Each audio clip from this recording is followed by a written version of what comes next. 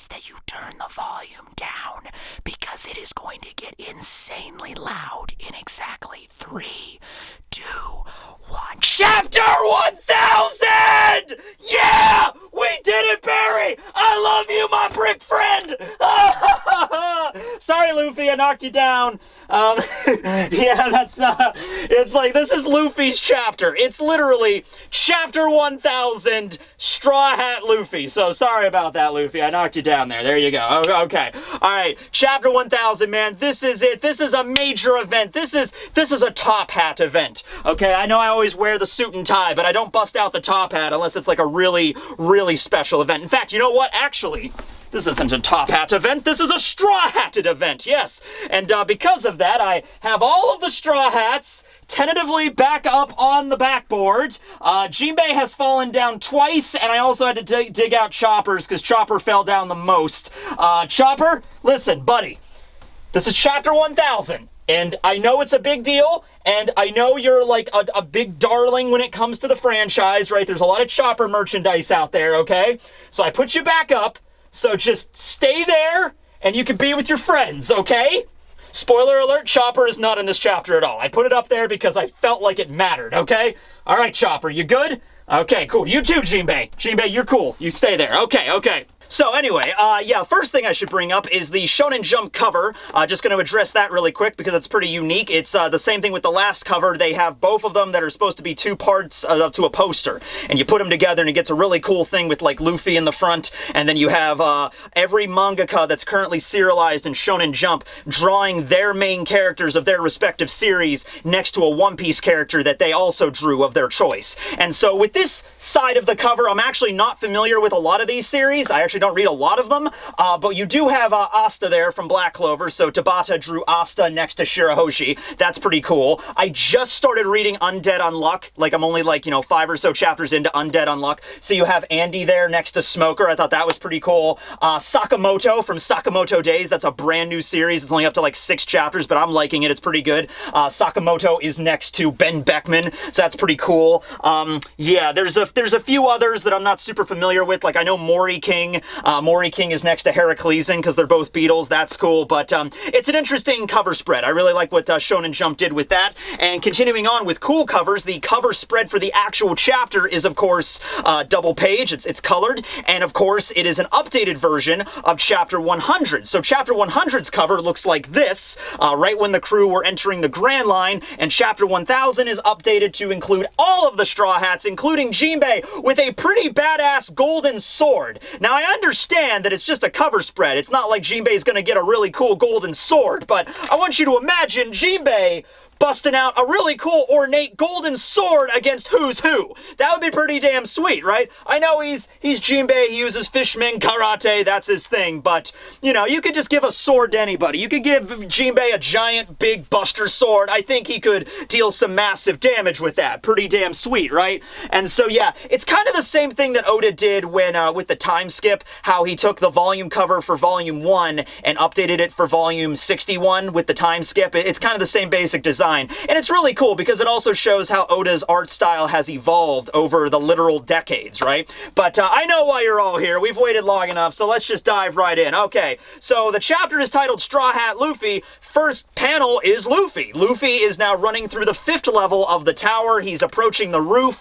I was kind of curious what the 5th level had, if anything, because we know that Black Maria was on the 3rd level, and that's where Sanji got off. And then the 4th level was the Cat Cafe, where Who's Who is at, and Jinbei had to get off there to protect Luffy from getting attacked by Who's Who so he can move up forward. But now we have the 5th level, so all that's left is the 5th level and then the stairs to the roof, and he's almost there. And I thought, okay, well maybe the 5th level might have been Diaz Drake's, might have been Drake's domain originally, and he defected, so who knows, maybe he might run into Drake's former crew, because Drake did have a pirate crew, so maybe it was something with that. We don't really get any of that. It really just seemed like there was just a bunch of random waiters and pleasures on this level. Maybe there were a few headliners, but nobody of any real note. And actually, Luffy arrives, and he's surprised because when he approaches the stairwell to the roof, all of Kaido's men are beaten on the ground, and you see Sicilian there, along with the rest of the Musketeers. You see Consulate, Giovanni, as well as Rhodey and BB of the Forest Guardians, but it's funny that the speech bubbles are actually covering up their faces, but I'm pretty sure that's Rhodey and BB, and a bunch of the other minks are there. They're the ones that actually took out all of Kaido's men right there, right? And so the last time we saw Sicilian and everyone, they were like part of the mink army that were charging against Jack's forces. That was something that happened like a pre-battle kind of thing, where it's like you thought the minks were all gonna like jump Kaido at the same time, and that would have been really cool, like a bunch of minks all going Sulong attacking Kaido, but then Jack showed up with one of the numbers and a bunch of other headliners, and they're like, attack, man! And it was basically a draw, the way that it was depicted. It was like their forces kind of also slammed into Jack's forces, and there were a lot of fatalities, a lot of blood was spilled, but at the end of the battle, it was pretty much that each force kind of knocked each other out. We saw Sicilian a little earlier. He was bloodied and he was bleeding. So I think what happened was when the fight with the Scabbards and Kaido really got intense, like it was getting to the point where Kaido was, you know, doing Boro breaths and lightning breaths and wind scythes everywhere. Like that battle was finally getting underway. The minks, the ones that were still conscious, you know, like Sicilian woke back up and he's like, we got to get out of here. And they started carrying everybody back down the stairs to get out of there. Same thing with Jack's forces too. I'm not really sure what happened with Jack. He was being healed, but I'm not sure. Maybe there's multiple entrances to the roof, you know, so they went one way and, you know, they went the other. So anyway, yeah, Sicilian's there and he's still bloodied, but he's like, he bends down on one knee to Luffy and he's like, Straw Hat Luffy, we've cleared the way for you. It's the most we can do at this point. It's the stairwell behind us leads directly to the roof. Go ahead, you know, do what you gotta do, right? And so that you can feel like they tried their best, like they thought that they were all going to get together, all of the minks were going to come together, they were going to fight, and they were going to be able to defeat Kaido, they were going to work together with the Scabbards and Neko Mamushi and Ino Arashi, like, okay, we're going to do this, the power of Zo, together we'll slay Kaido, and unfortunately they barely just managed to defeat Jack, one of the Calamities, and so now they wake back up from unconsciousness, and then Kaido's in his full dragon form, and it's like, we can't do anything, we're already injured, we've already been drained from using our Sulong, we can't deal with that, so leave that to Neko and Inu and the rest of the Scabbards, and hopefully they'll be able to win. All we can do is just defeat, you know, the riffraff, essentially. So they do that, though. They do that, and Sicilian's there, and he's kind of telling Luffy to go on ahead, but you can also kind of get an air of, like, apology from him, like, we're sorry, this was all we could do now. We can't help you in this fight. This was all we can do. You have to do this yourself. And so Luffy says thank you. He actually mispronounces his name or misremembers Sicilian's name. He calls him Lion Viper. So kind of a combination of Nekomamushi's Cat Viper, but it's funny because Sicilian's not even a member of the Forest Guardians. He's a member of Ino Arashi's Musketeers, so that was kind of funny. And that's the thing about Luffy at his core. And since this chapter is called Straw Hat Luffy, I felt like I should bring up something involving Luffy's character. Luffy might forget names and stuff, but he will never forget the stuff that you did, alright? And so, like, that moment with Nami on Arlong Park, that is etched into Luffy's memory for the rest of his life. Robin's I Want to Live at Enies Lobby, that is etched in Luffy's mind for the rest of his life. The things that Jinbei did that, you know, helped him get over the loss of Ace, you know, these are the things that Luffy remembers about somebody, okay? So if he forgets your name, it's like, whatever, it's a running gag or something, but he's like, hey, listen, Sicilian, this is like translating Luffy to more like an eloquent level or whatever. It's like, hey, Sicilian, thank you for helping me open a path up, and thank you for protecting Raizo. You minks are pretty awesome. I will never forget what you did for the rest of my life. I will now go and defeat Kaido. Like, that's, like, maybe translated a little bit what you know, Luffy really meant from that line there. Of course, Luffy says it in a much more happy-go-lucky, just like, hey, I remember what you did, protected Raizo, pretty awesome, okay, bye, I'm gonna go punch a dragon, you know, that's the way he says it here, but, you know, so that's what Sicilian is kind of crying about, and he's just like, I think they can do it. So now we cut back down very briefly to the hallway itself, where we see Marco. Remember, Marco picked up Zoro, right, so he's en route to just kind of get Zoro up through the skylight that Kaido created onto the roof as well. So you got Queen and King there that are both trapped by Marco's wings. Marco literally takes his blue fire phoenix wings, wraps it around both of their necks, and it's like they're immobile, like they can't move. And then he's like, oh, come on, guys, let him get to the roof at least. And I made a video about this a few weeks ago where I'm like, you know, I don't think Marco's gonna, because if Marco takes Zoro all the way through the skylight and drops him off, I don't see Marco just like leaving him there alone and going back back down, and we'll see what happens at the end of the chapter with the roof and everything, but I think it makes more sense for him just to toss him right through the roof and Zoro just lands that way. And so that's what actually happens. So Marco just like, hold on, Zoro, just, tense up a little bit, whoo, and just tosses him through the skylight. And so Marco's gonna be there, I guess, dealing with King and Queen at the same time.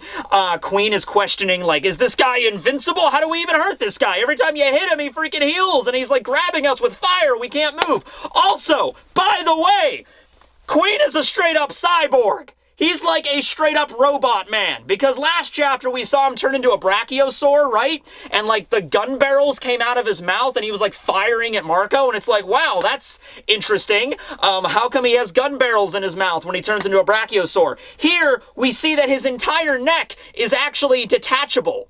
Not like detachable, like the whole thing comes off. It's extendable. It's like a freaking coil or like a spring or a cable or something that's inside of his neck. So it's like, and it can come out like he has like an even longer reach already. So that's not just when he turns into a brachiosaur. That has to be Queen's actual body. So Queen, when he's in his normal body, probably also has cybernetic enhancements, not just his arm. And that makes me think the reason, because like Queen always does the funky dance, like, if I got any thinner, I would just be way too hot or whatever. But no, maybe the reason Queen is such a big dude is because he has to be to fit all of like the cyberware inside of him and crap. Like Queen probably has like a cannon robot arm. It's just like, this is some really advanced stuff here. I mean, I'm sure Frankie could come up with some cool stuff like this too. It's very similar to that in that respect. But yeah, this is not just him in the brachiosaur. He's a robot brachiosaur. No, this is like his actual body has been modified. So I'm sure in his regular human form, he could make the gun barrels appear out of his mouth, or he can extend his body around like his limbs or something. So yeah, keep that in mind. King, on the other hand, we don't find anything else about him. King is just a regular pteranodon human, not a human. We don't know what he is, actually, so we don't know what's up with King. He's still a mystery, but yeah, so we'll see there. But yeah, Marco is both holding them, at bay at the moment. Of course, Queen says that what is this guy, invincible? Obviously, Marco's not invincible, and I'm sure they're gonna figure out maybe the weakness. That's the only thing about that, is just like, right now, if Marco can be quick enough and maybe knock them both out, they won't know, but I'm sure there is a way to injure Marco, whether it be like just, I don't know, throw water on him, or hockey, I guess, obviously, but you think both King and Queen would know hockey, and so you think they would be attempting that already to kind of break free of his grasp, and they can't. So for right now, it seems Marco's got the upper hand, and Marco himself doesn't really seem to be all that concerned with dealing with two calamities at once, two of the strongest calamities at once. So he's just like, calm down, just let Zoro go. So he throws Zoro, and then I guess, yeah, Marco's gonna stay behind to fight against the calamities, and we'll see where that goes there.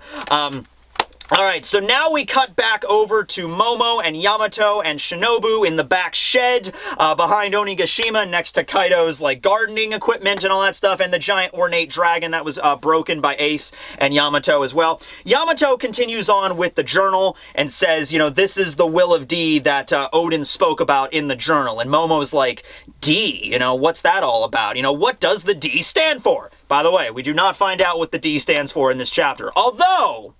Although, we do find out something very interesting that I'm very excited to bring up, okay? But at any rate, before we get to that moment, Yamato passes on Oden's journal to Momo.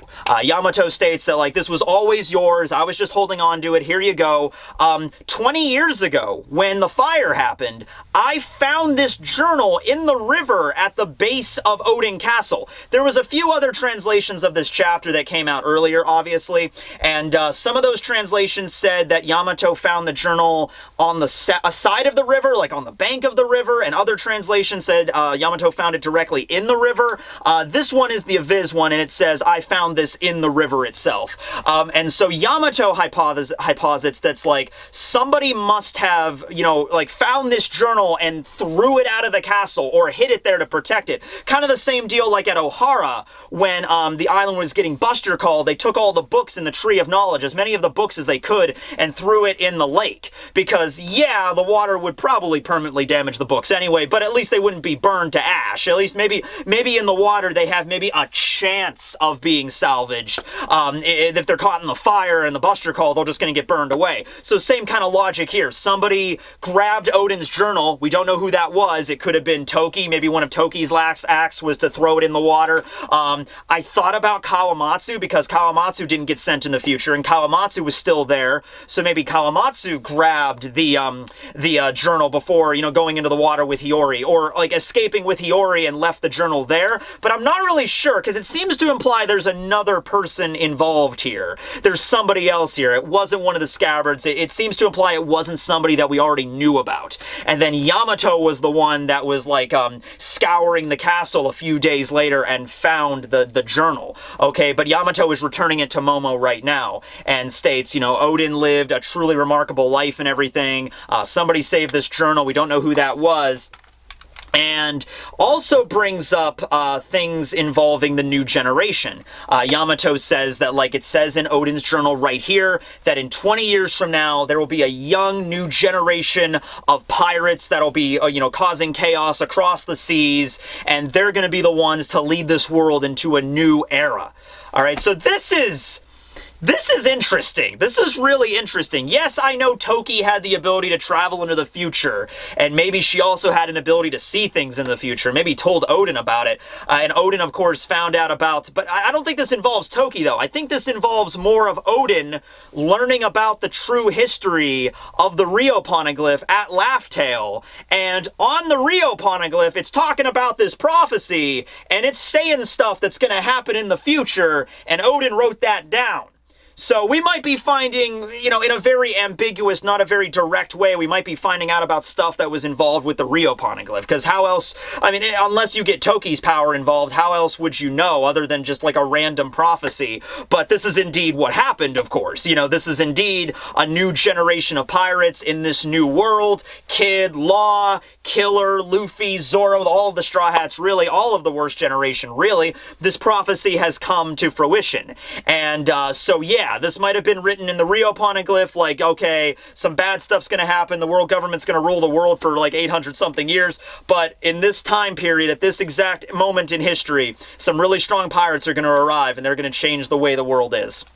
So, Yamato says that Ace was the forerunner of them. Ace was like one of the first one of this generation to appear, but unfortunately Ace passed away. And so we get a little bit of information involving this. This is cool, okay? This is something that you could easily miss if you were just reading One Piece like the first way through. You might not notice it, or you might assume it's something else, okay? So, Yamato remembers a conversation with Ace. And we actually miss the first half of the conversation, what Ace says. And that's important because that is in line with what happened before, okay? So basically, we just cut to this moment in Yamato's memory with Ace being like, oh, hey, I'm sorry, I didn't mean to just blurt that out. Don't laugh at that because, that's my brother's dream. Me and Sabo laughed at it when we were kids, but I won't let anybody else laugh at it. Okay, so what this basically means is Ace was having that conversation with Yamato, and Ace, I think right after Ace said, my brother is going to be the best out of all of them, when Ace was going on, I was like, oh yeah, there's a lot of really strong pirates in the world. There's this Calvin or whatever, and there's Beiji from the west, and there's Kid from the south, but my little baby brother Luffy from the east, he's going to be the one that's going to rise above all of them. Then Ace says something that we're not privy to in this chapter, and then we cut over that, and then we cut immediately to Ace's reaction, where it's like, my brother's gonna be the best. Oh, I'm sorry, Yamato, I didn't mean to blurt that out like that. That just came out of nowhere. I was talking about my brother, and I just said it. Don't laugh at what I just said, though. Don't you dare laugh, okay? I won't let anybody laugh at my brother's dream, okay? Going back to the past arc, the post-war arc with Luffy, Sabo, and Ace when they were at Grey Terminal, right? That whole past thing at the Goa Kingdom. I believe it was chapter 585. I might be wrong on this. There was a scene where Luffy and Sabo and Ace were all kids, and Ace stands on the cliff of the Goa Kingdom, and he's like, I'm going to make a name for myself. I'm going to be a great pirate someday, and I'm going to make a name for myself in the world, right? That was Ace's dream. And then Luffy's off to the side, and Luffy's like, ah, she. Well, if that's your dream, Ace, my dream is... And in that chapter, when they were kids, it cuts off the same exact way. We don't get to hear what Luffy actually said. And it cuts to the reaction of Ace and Sabo as kids laughing. Like, ha ha, oh my god, Luffy, wow, that dream is, wow, you're really gonna go with that? That's your dream? Okay. And it happens again, I believe in chapter 967 during the Oden flashback with Roger. Same exact scene. Same scene where Roger is sitting down with Whitebeard and Oden, and he's trying to convince Whitebeard to give Oden over to rent Oden for a year so he can go and decipher the poneglyphs and find the last island. Roger's there and he's like, yeah. So with Oden's help, we can translate the poneglyphs, find this last island, and I can finally become...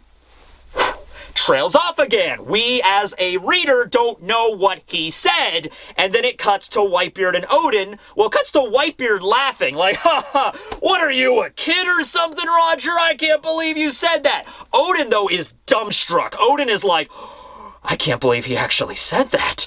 This man is incredible. He's remarkable, this Goldie Roger.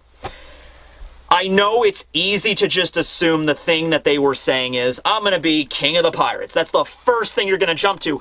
And I think I know for a fact that Oda wants us to think that. Oda wants us to think that's all they're saying. When Luffy was a little kid, he's like, oh, Ace, you want to be a great pirate? Well, I'm going to be king of the pirates. And then Ace and Sabo laugh. Like, ha ha, Luffy, you want to be king of the pirates? Wow. And then Roger's like, once we get Oden on our crew and we decipher the poneglyphs, I'm going to become king of the pirates. And Whitebeard's like, ha ha, King of the Pirates, weird title. Doesn't even have a good ring to it. You know, we want to think that that's what they're saying.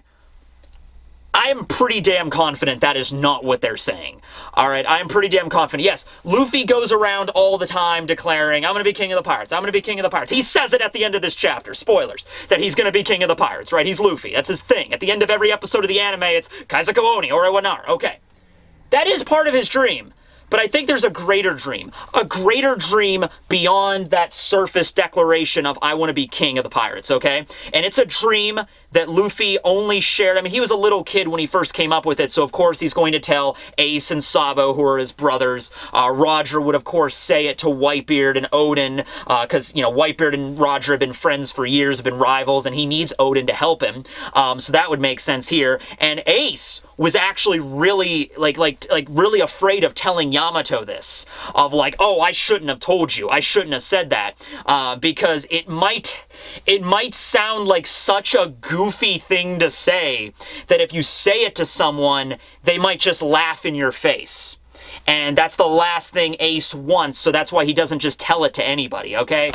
Obviously, I don't know what it is. I have a theory, and the theory is because there's such a big underlying theme of freedom in One Piece that the Will of D, especially the members of the Clan of D, are always focusing on, you know, pursuing freedom and being free in the world, right? Maybe what Luffy said as a little kid was, I'm gonna be the most free man in the world. And what Roger said is, like, Roger was, like, really serious with the plan, like, all right, get Oden, get the poneglyphs, find that last island, and chart a course and everything, and then I'll become the most free man in the world. And then Whitebeard's like, Gurra. What are you, a little kid? You're saying that's a weird, okay, all right, whatever you want to be, yeah, sure. It might be something like that. It would be like, okay, you know what? You want me to, I'll do something similar, okay? I have a dream, something I've always wanted to do ever since I was a little kid, all right? And it's impossible. It's completely impossible, completely impractical, never going to happen in my lifetime. Might happen a few thousands of years from now, but it's not going to happen now. But my dream is, I want to see the stars. I want to see a foreign galaxy. I want to walk on a planet in the Andromeda Galaxy, or like outside the observable universe. I want to be like Doctor Who in this. I want to get like the TARDIS, and I want to travel and see the universe in its grand scope. The idea that it's like I was born at this time period, you got a lot of crazy inventions. I'm literally talking to you over the internet right now, but it's like, man, I wish it was like maybe like I was born like maybe 10,000 years in the future or something, and we could travel space-time or something, because it's just not going to happen. Barring alien intervention, that's just not going to happen in my lifetime, right? It's just impossible. It's impractical. And if I said that to somebody seriously, like if I went to like a job interview or something, and I'm sitting down in my suit for a job interview or whatever, and they're walking out and they're like, you know, asking me questions, and they asked me like, hey, Matt, what is a dream that you have in your life? Oh, I want to walk on a planet in a far-off galaxy in a land far, far away beyond human comprehension. They're gonna look at me like, okay, wow, I mean, that's a cool dream, but it also could be very seen as childish. I think that's the same vibe we're getting here with what Luffy and Roger were saying, right? It's a dream that is very pure, I guess, in a sense. Like, whatever Luffy and Roger said, it's something like, cuts right to the chase, it's not overly complicated in the presentation, but in the practice, it might be very complicated. Like, let's say it was, like, I'm gonna be the most free man in the world or whatever, or I'm gonna lead the world to freedom, maybe the entire world. I don't know if Luffy would say that, but it was, like, maybe something along those lines. And, you know, it's very simple to just say that, but at the same time, it's like, that's not very practical, or that's not going to happen, or that's like crazy that you would just say it like that. So at any rate, back to this, Ace is like, don't laugh at this, Yamato, and Yamato doesn't laugh. Yamato actually begins to cry. Yamato is shocked by this, because the thing that Ace said that Luffy wants to do, when Ace says Luffy's dream, Yamato is shocked and is like, it's the same thing that's written in Oden's journal. I would never laugh at that, Ace.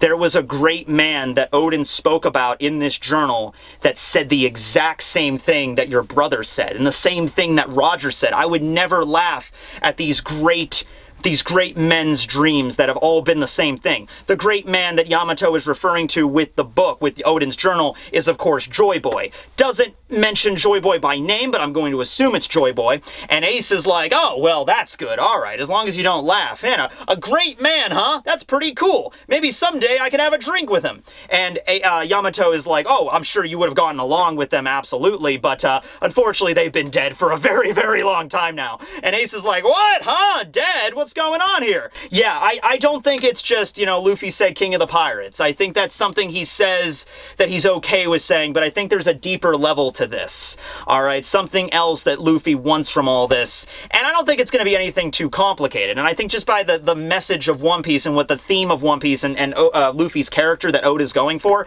it's not going to be anything super complicated. It's going to be something very, very simple, but it's only something he wants to share with only a few select people in the world. It's possible that the Straw Hats all know his true dream. It's possible they do not. Or maybe Luffy's going to keep it a secret until they're getting there. Like maybe when they finally find the location of Laugh Tale and they're sailing toward Laugh Tale, there's a moment where Luffy gets together with his whole crew and he's like, guys, we've sailed together for 2 years now, over 2 years now, and I apologize for keeping this from you for so long, but I wanted it to be a secret. I wanted it to be a big reveal when we were finally going to be at Laugh Tale. Like, we're finally going to find the One Piece. Like, when we're right on the cusp of this, that's when I wanted to reveal this to all of you. My real dream is not just to become King of the Pirates, but also to, and then he says what it is, end of chapter, and the crew is just like, oh, but the crew doesn't laugh at it either. Or maybe if they do laugh, it's like in jest, like Sabo and Ace laughed at it. It's just laugh, and also it's a laugh tale, remember? Like, that's where they're going. So laughter is not like mocking necessarily. Laughter could also mean like, ha ha, man, that's our crazy dream, but I wish you the best. You know, that kind of thing, right? So, yeah, I think it might be something like that, if the crew doesn't know about it already, which they might not, okay? So, next scene in the flashback, Yamato is actually the one that makes Ace's Vivara card for him. That's an interesting, cool thing. So, Yamato makes the Vivara card, gives it to Yamato makes the Vivara card, gives it to Ace. Ace grabs it, he's like, what is this? I've never seen this before. Yamato gives him the explanation of what life paper is, what Vivara cards are, takes a part of it, so Yamato can always, you know, keep tabs on Ace and everything will be okay. And then Ace leaves. Okay, Ace leaves Wano. And Yamato then mentions a few years later, one day, out of nowhere, Ace's Vivara card that Yamato had just burned up, disappeared. So Yamato then knew from the papers and everything Ace died in the war. But Luffy, Ace's brother, still lives. And so following the paper and everything, because Yamato was isolated from the rest of the world, but not as isolated as like the citizens of Wano. So, you know, you could still get like papers and everything on Onigashima. And so learned about what's going on in the world and everything like that. And like Yamato says to Shinobu and Momo, like, Luffy is one of these pirates as well from this great new generation. And it's just such a coincidence talked about in the journal that there's all these people throughout history, Joy Boy, Roger, Ace, and now Luffy, that are all kind of saying the same things. This is really interesting. Okay, this is something bigger to this, right? And so it ends with Oden in the journal. We get like a quote from Oden saying that if I were to die before this moment comes, when these strong pirates reach the new world, if I were to die, let it be known, these are the pirates that will defeat Kaido. Okay. Now that might not be so much of a prophecy or anything from the Rio Poneglyph. That might be, I'm not saying like Kaido appears on the Rio Poneglyph, but it's like the Rio Poneglyph talks about these really strong pirates arriving at this time, at this place, and Oden read about it, and he's like, if I die, they're the ones that'll take down Kaido. So don't worry. It might be a lot longer. You might have to wait these 20 years, but it's going to happen, okay? And so we now cut back to the present. On top of the roof of Onigashima of Muffin Mountain, Luffy has arrived, and also Zoro, Kid, Killer, and Law are all present. All 5 of them have arrived at the roof. Luffy is actually the last one to arrive. This is an amazing double page spread where you see one side of just Kid, Killer, Luffy, Zoro, and Law. Law's hanging out with his sword on top of like a rock, just chilling out. And Kid and Killer are there. They're like, yeah, let's fight. And Zoro just arrived there, and he's just like, yep. He's not even taking out his swords yet, right? And they're just like staring down. And on the other side is Kaido and Big Mom. Kaido's there. Big Mom's on top of Zeus. And they're just kind of like staring down each other. I can't help, I'm imagining they all arrived at around the same time. Like, the same time Zoro flipped through the skylight, Kid and Killer burst through from another door. I guess there had to have been another door to get up there.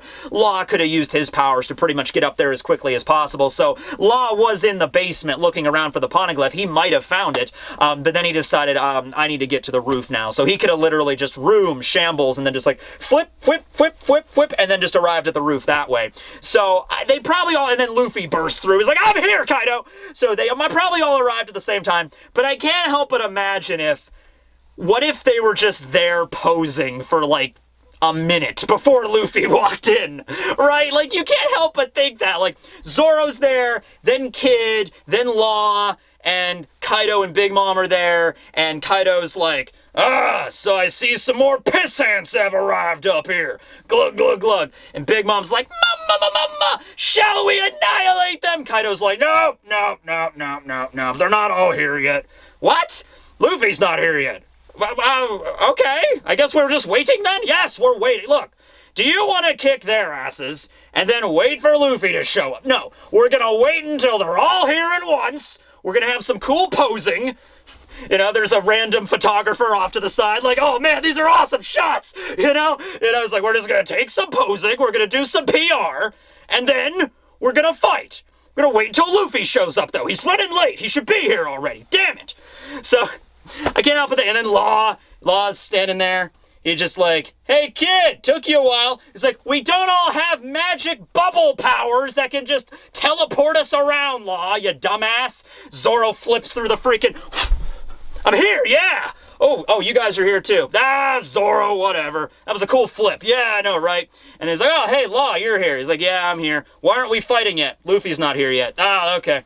Zoro's just, I'm just gonna, Law, you're up on the rock. Kid, you guys stay over there. I'm just gonna stand here, crossing my arms and just look really cool. Oh, that looks really cool, Zoro. Okay, cool. All right, we're just gonna wait for Luffy to get here. He should be here any minute now.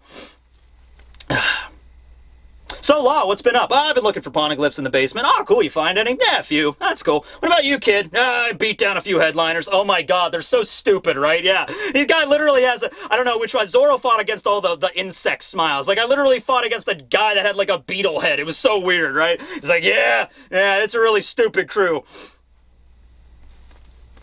See the game on Friday? Yeah, it's great. Then Luffy finally walks. He's like, I'm here, guys! I'm like, oh, thank God. All right, here we go. Let's do this. Fight time. Can't help but think that. Okay, so they're all there, and Kaido finally stands up, he grabs his kanabo, and he's like, you know, Lin, this is him, right here. This is the kid with the straw hat. He's the one that had the temerity to say he was gonna be king of the pirates. And Big Mom is like, Mama, I know, Kaido. He's the one that destroyed my castle. Straw Hat, you owe me an apology.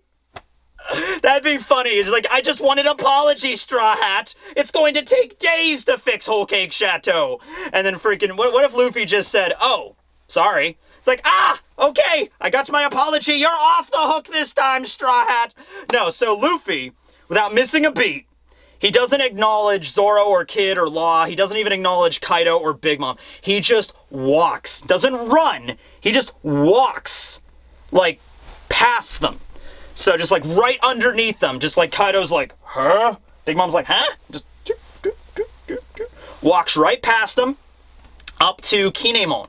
Kinemon is on the ground, and he is looking rough. All of the scabbards are looking rough. We get to see all of them. Some of them are knocked unconscious. I think most of them are unconscious. Yeah, Kawa's out, Ashura's out, Neko's out, Izo's out, Raizo's out. Kiku and Inuarashi are both out. The only ones that I think that are still conscious are Kinemon and Denjiro, because Denjiro, we see him on the ground crying. So I think Denjiro is still conscious, but he's just crying that he couldn't make it. And Kinemon's there all bloodied, his eyes are all swollen, blood, missing teeth, and he's like, I couldn't do it. Luffy, don't know. I cannot face Oden in the next world without shame. Now, look, we knew this was going to happen, okay?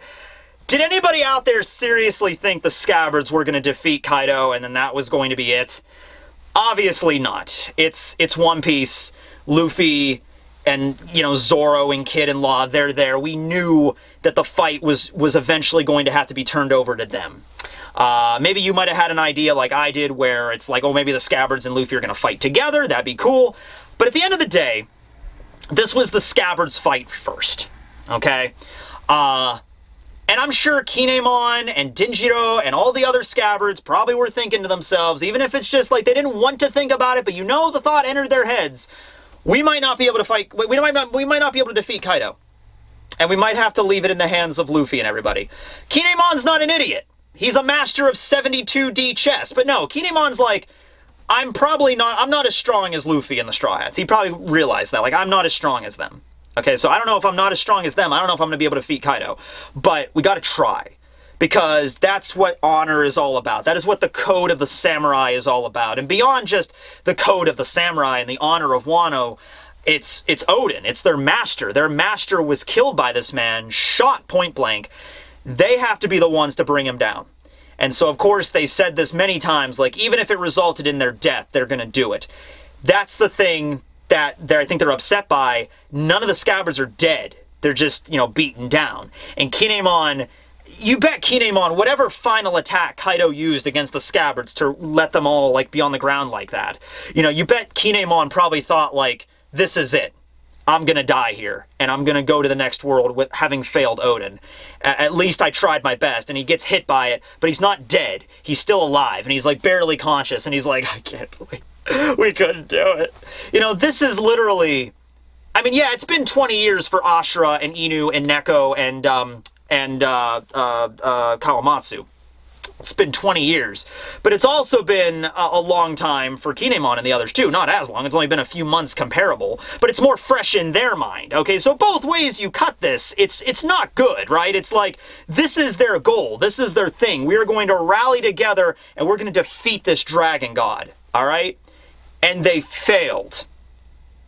The level of weight, of crushing shame that they probably feel right now is immense. But Kinemon also realizes that Luffy is there, he is strong, and he didn't want to do this. He didn't want to leave this to the Straw Hats. He didn't want to leave this to pirates that aren't even from Wano. Partly because of his honor, but also just like, this is our fight. It's not your fight. We don't want you to deal with this. It's our responsibility to deal with this. But it's like, he knows Momo is in danger. He knows the country is in danger. He knows things have gone way past the point of no return now. And he looks at Luffy, barely looking at him. He's like, all his eyes are all swollen. He's probably like all blurry. He can probably barely make out Luffy's face through the blood and everything. But he's like, Luffy, you have to save Wano. Just save Wano. Because at this point, it's not about honor. It's not about a code of ethics. It's not even really about avenging Oden. It's Kaido needs to go down. Kaido needs to be defeated. He needs to be kicked out of Wano. At this point, any means necessary. I don't want to ask you to do this, Luffy. I really didn't want it to come to this.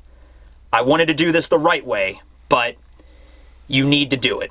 It's on your shoulders now. I don't want to have to give you this burden, but here it is.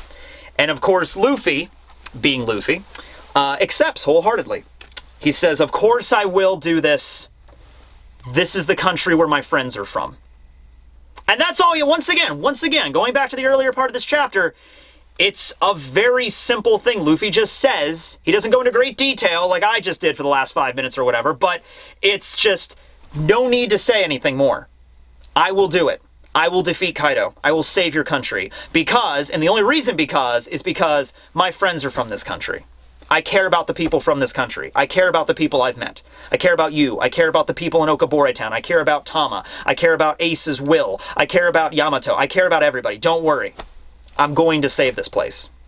And Kaido appears behind him, and when Luffy walked by Kaido, he was kind of like asking him, he's like, hey, say that thing again you said before. What kind of king are you going to be again? And then like Luffy grabs Kinemon, and he's like right about to bring down the Kanabo, like, what did you say, stupid brat? And then Luffy looks over at Law, and he's like, you know, Traffy, take them down below, get them out of there. Law, without missing a beat, without doing anything, like he doesn't like mention anything at all, like, okay, I'm not a transport service, but no, he's just like, whip, and then just they all get teleported away. I'm assuming they all get teleported down to the 5th level where Shishalian is and the rest of the minks so they can be healed. I'm hoping that Law didn't, because they were like on top of the roof of the festival hall, like here's the hole that Kaido made where he went up. I'm hoping Law didn't just like, ah! You know, like they all appear on the opposite end of the roof and they just all fall down into the festival hall. Hoping he didn't do that. Now, they probably pop them over where Shishalian and the rest are so the minks can heal them, you know, give them some first aid and some emergency treatment and stuff. I don't think any of the scabbards are going to die at this point, but we'll see where that goes, except for Kanjuro, because, you know, what happened to him. But anyway, so he's like, Law, get him out of here. Law's like, yep. Whoop, and then gets them out of there, and then Luffy has a moment where he remembers all of the key points of not just this arc, but like everything involving Zou and the minks, Momo crying that he wants to take down Kaido, Kinemon there with the battle plan, Yasuie getting shot, Hyo being like the tides of rebellion, the spark of rebellion is back, all of them sitting around and planning this for weeks, and Luffy dodges the Kanabo attack, jumps into the air, Gear 3rd, Haki, Ryuo, Gum Gum, Red Rock! Bam! Hits Kaido right in the face!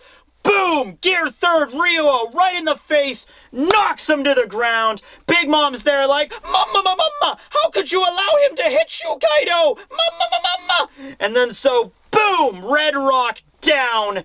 Everybody is shocked by this. Kaido is still conscious. He's not knocked out or anything. Kaido's just like, what? And, Luffy stands up, he lands, and he stands up with his hat, and he's like, my name is Monkey D. Luffy, and I'm the one that's gonna surpass both of you. I'm gonna be king of the pirates. Straw hat dropped. Mic dropped. Okay, there you go. End of the chapter. End of chapter 1000. Now, did it have... like a lot of people were expecting something really, really crazy, like Shanks is going to appear, or something going on with the rest of the Yonko, or Will of D, or something's great. Roger's going to do something. Oda clearly did not want to take away from the action here. He didn't want to cut away to another part of the world for no reason. He was very clearly like, okay, chapter 1000 is going to take place during the battle. All right, it's not going to be end of Act 3 or cutting over here or whatever. It's going to take place on Onigashima on Wano. I believe it is a little bit of an extended chapter. It's a few pages longer than normal, but not much. It's like, you know what? I think I'm just going to keep it simple. Luffy shows up, he punches Kaido. If you want to summarize the chapter in really basic terms, Luffy shows up, saves the scabbards, like Law saves the scabbards, punches Kaido in the face. There you go. Now, as for Luffy's new technique, by the way, when he does hit Kaido, his entire head ignites on fire. That's kind of an important thing to mention. Kaido drops to the ground and his entire head, his hair, everything just ignites up in flames as Luffy hits him with his Gear 3rd Red Rock. The Gear 3rd Red Rock itself looks like his entire fist. It's not even on fire. I mean, it is on fire, but it's like his whole fist is just like white hot flames just pouring off of it, right? And just like it's kind of similar to like Akainu's magma fist a little bit, right? How much hot this thing has gotten, right? So the technique is named Red Rock. R-O-C. And there's some translations, once again, that spell it just R-O-C-K, which, you know, that's like, I mean, Luffy, I mean, he's been with his pistols and his shotgun and rifle, and then when you go into freaking Gear 3rd, you got elephant guns, and Gear 4th has, you know, like, rhino schneiders, like these really obscure types of, like, artillery and stuff Luffy is naming his attacks after. Luffy's just going back to his basics here. Luffy's just like, what's the original weapon? What's the first weapon that humans used? Well, it's either a rock or a stick, so you know which side of the argument Luffy stayed upon. He's like, I guess fist too, but it's just like the first tool that man decided, like, this, I can use this to hit things, you know, and you know, hurt things. It's gonna be a rock, right? But no, it's not that kind of rock. No, it's R-O-C. Okay, so rock, from what I understand from playing D&D, yep. No, that's a roper. Rock. Okay.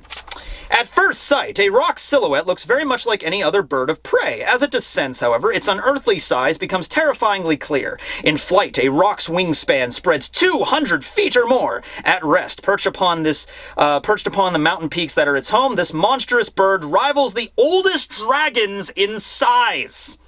It is a giant, ancient, mythical bird that will devour you in one freaking bite.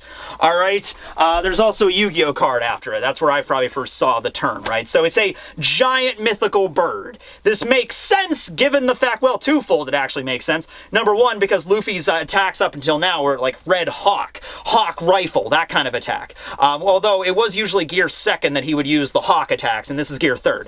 But anyway, so that's where the upgrade comes from there. We're going from a hawk to an actual bird of prey that really exists in our world to a rock, a mythological bird of prey. And also, I can't help but imagine Marco might have played a role in this, just because Marco being present in the arc, Marco is a phoenix, which is another type of mythical bird, and so Luffy's naming his attacks now, his Ryuo Gear 3rd attacks, after mythological creatures. That's pretty damn cool. So that's where the name Rock comes from there, and he strikes Kaido and knocks him down. This is, of course, not going to be the finishing move. I'm sure Kaido's going to get back up.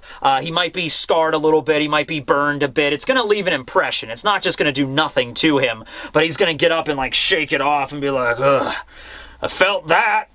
You know, spit some blood or something. He's like, all right, bring it on, Straw Hat. And that's when freaking Kid and Killer, a lot of K names, Kid and Killer and Karen and Zoro and Law, they all jump. It's like, we're here too, and they're just as pissed.